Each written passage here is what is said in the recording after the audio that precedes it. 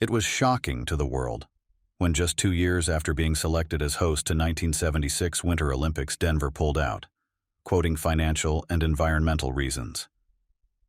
Because hosting this oldest and supreme sporting event was a matter of immense pride for any city. The cities used to consider hosting this prestigious event as a one-of-a-kind chance to show off what they have to offer and bring in new tourists and foreign investors. They used to compete fiercely to have the honor of hosting this premier sporting event. However, today when we see the public opinion against the extravagance attached to Olympics being covered from the taxpayers' money and disinterest shown by cities for being a host to Olympics, it seems that Denver was way ahead of its times. But the desire among cities to host Olympics is fading away, and it seems that almost no one is willing to host the event anymore, for one reason or the other. For 2004 Summer Olympics, there were 11 competitors, which dropped to 7 for 2020 Olympics, but for hosting the 2024 and 2028 Olympics, story was completely different. That made the International Olympic Committee, IOC, do what was unprecedented in Olympics history. But first take a look at the tale of 2022 Winter Olympics. Initially, 6 cities, Almaty, Beijing, Krakow, Lviv, Oslo, and Stockholm, showed interest to host the 2022 Winter Olympics. However, 4 cities, Krakow, Lviv, Oslo, and Stockholm, withdrew from the bidding process after voter referendums or public polling showed a lack of local support, leaving only Beijing, China, and Almaty, Kazakhstan in the running. Similarly, during the selection process of 2024 Summer Olympics host, numerous cities including Boston, Budapest, Hamburg, and Rome, Los Angeles, and Paris showed interest. However, Hamburg withdrew its bid after holding a referendum. Rome withdrew, citing fiscal difficulties. Budapest withdrew after a petition against the bid collected more signatures than necessary for a referendum. These withdrawals left only Paris and Los Angeles in the final pool. Realizing that there might not be any eligible candidates for the Summer Olympics in 2028, the IOC granted Paris the 2024 event and Los Angeles the 2028 Games simultaneously. So, what has brought this substantial change in the Olympic hosting landscape? And why almost no one wants to host Olympics anymore? Let's dig it out. From 1896 to the late 1960s, competitions were staged in large American and European cities that had the infrastructure required to host the Games. This kept the costs of hosting low. But as more and more countries began to participate, there came a sudden surge in the number of participating athletes that grew more than 100% between 1956 and 1972. This inflated the cost to hold Olympics manifold. Montreal, which hosted the 1976 Summer Olympics and submitted bid with an estimated cost of around $310 million, incurred such enormous costs that it took until 2006 to settle its outstanding debts for the facilities. This reduced the number of potential hosts, and Los Angeles was the sole bidder for 1984 Olympics. It negotiated the use of the pre-existing infrastructure with IOC, which made the event profitable. And the Olympics unexpectedly gained popularity again, with newfound interests from emerging markets, including Greece, China, and South Korea, who regarded it as a chance to highlight their growth and vigor. However, the IOC's list of requirements expanded, along with the number of potential hosts. This expanding list of IOC's demands made the Olympics to be a very costly event in modern times. The total expenses incurred by the host cities for the last 5 Summer Olympics and the 2 most recent Winter Olympics have exceeded $10 billion. For example, the 2008 Beijing Summer Games cost over $45 billion, while the 2014 Sochi Winter Olympics cost over $50 billion. The event's spiraling expenses have surpassed even the burgeoning global media rights and international sponsorship arrangements. For instance, the 2016 Summer Olympics in Rio, which cost the Brazilian governments and organizers at least $13 billion, brought in a maximum of $9 billion in revenue, the majority of which went to the IOC, and could not be utilized to cover the costs of hosting. The majority of empirical research on previous Olympic Games has only found negligible, if any, improvements in economic activity as a result of increased tourists during the event, which makes it difficult to use the Olympics' financial benefits as justification. Any boost in tourism from the Olympics may be offset by the decline in regular travelers brought on by individuals avoiding the traffic, high costs, and security risks associated with the event. In fact, net tourism decreased during a number of the most recent Olympic Games, including the Beijing Olympics in 2008 and the London Olympics in 2012. The only few successful examples which can be quoted are of Barcelona that hosted 1992 Olympics and Sydney that hosted 2000 Olympics. The urban redevelopment, especially the transformation of the city's waterfront, continues to benefit Barcelona today. Similarly, Australia's tourism profile got a boost after Sydney Olympics. Otherwise, the economic impact of hosting the Olympics is a mixed bag. And when talk about long-term legacy effects sets in, most of previous host cities find it difficult to detect any, and the few studies that claim to show substantial macroeconomic benefits from hosting collapse when host cities are contrasted with otherwise comparable cities that did not host the event. Indeed, word-of-mouth marketing works best to increase tourism, but it can backfire on host cities.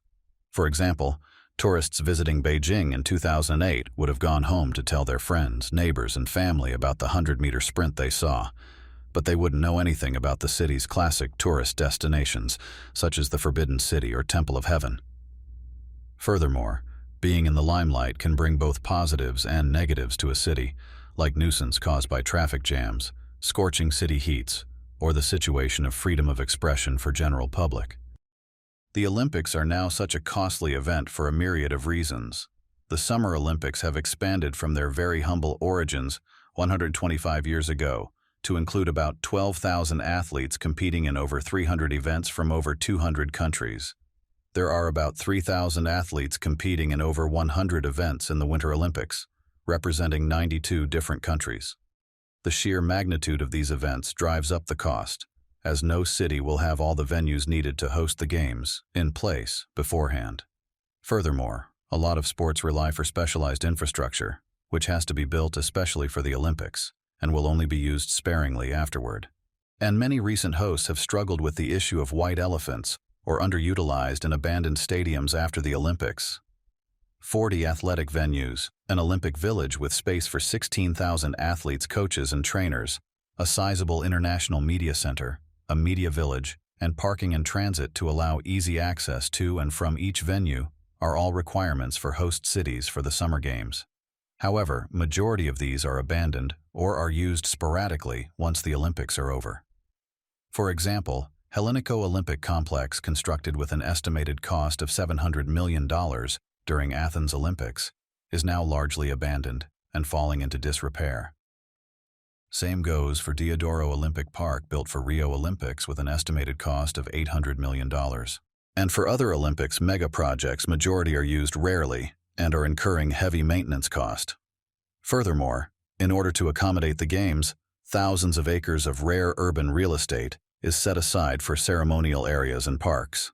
And displacement of local residents is an inevitable result to make place for all of this, uprooting thousands, or in Beijing's case, over 1 million, local citizens from their homes. It's also very unfortunate that terrorist attacks have twice resulted in fatalities during the Olympics, making them a prime target for terrorist activity. This has brought the cost of organizing the Olympics very high.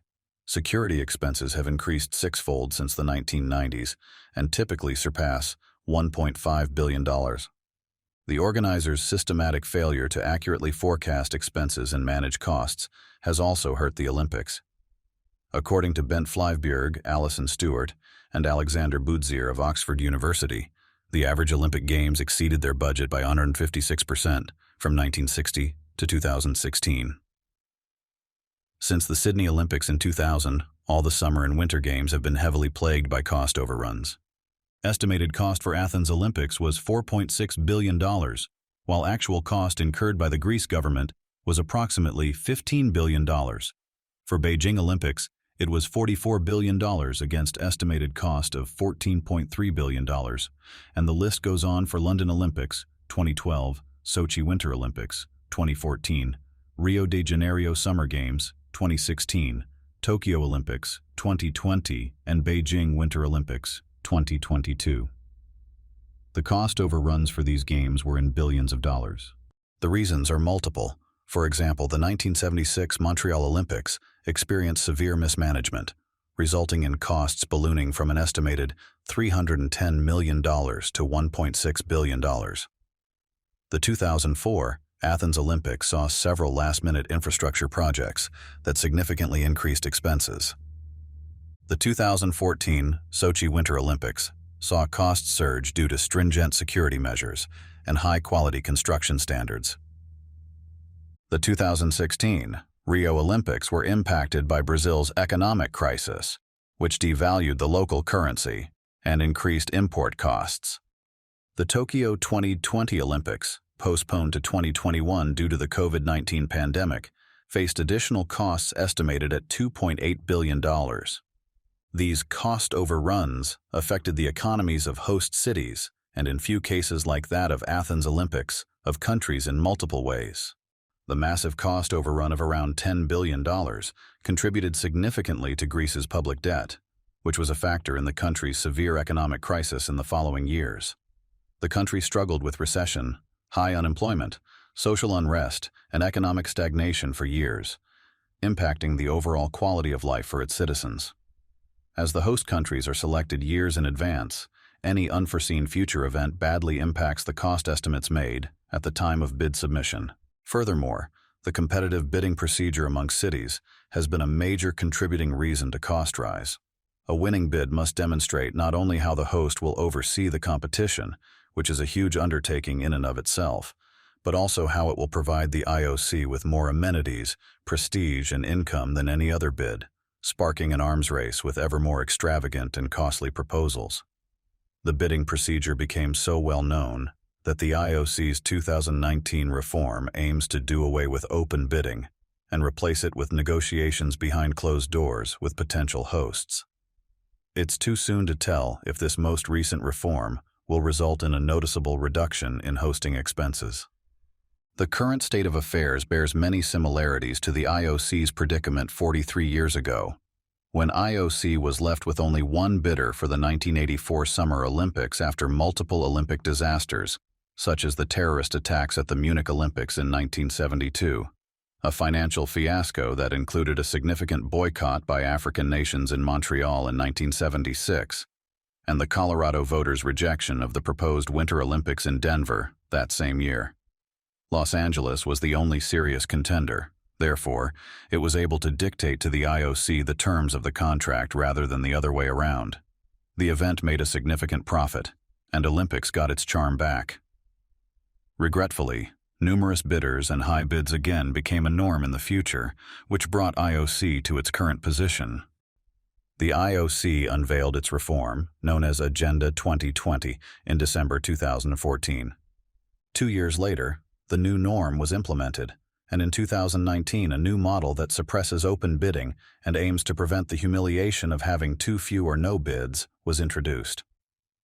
Even though these improvements could relieve the hosting burden by $1 or $2 billion, recent hosts have often lost more than $10 billion. To right the Olympic ship, much more work needs to be done. In the end, the solution might be as simple as choosing one or a select few cities to serve as permanent hosts. Rebuilding the Olympic El Dorado in a different city every 4 years is illogical.